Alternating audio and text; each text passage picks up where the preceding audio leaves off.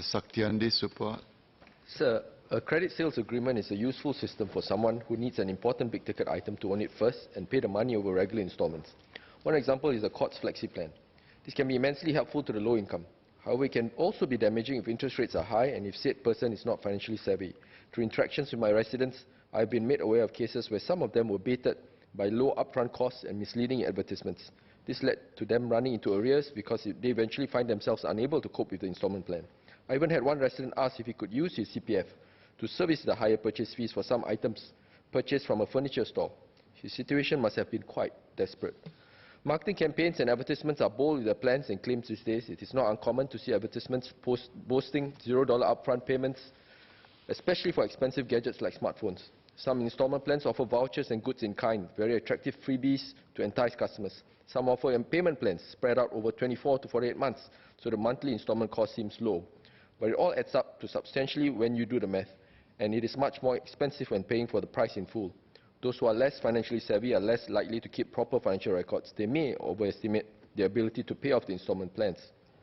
Although credit sales advertisements are often accompanied by disclaimers about the conditions of each installment plan, these are usually in small print. Even if the consumer has seen it, psychologically their mind has already committed to the self-perceived good deal. Couple this with a very persuasive salesperson when one shops in person, and there's a guaranteed transaction. Most people don't realize they have made a poor purchase decision until perhaps months later when they find themselves grappling with the payments. So does MTI have plans to regulate the types of marketing done by credit sales companies or even higher purchase ones to entice buyers? Are credit sales agreements regulated? One episode on Talking Point last year showed how individuals who don't have credit cards are given credit from certain retailers to purchase goods. I find it worrying that some merchants would persuade customers into parting with their money with no care about whether they will have problems paying it off later. One major furniture company even cited that no minimum income is required for its installment plans. On the surface, it seems like they are doing a good deed to help those who are short on money to purchase the furniture and then pay later. But what happens later if the customers cannot afford the installments? Has any check been done to find out how many customers purchasing goods and services under credit sales plans had to forfeit their deposits?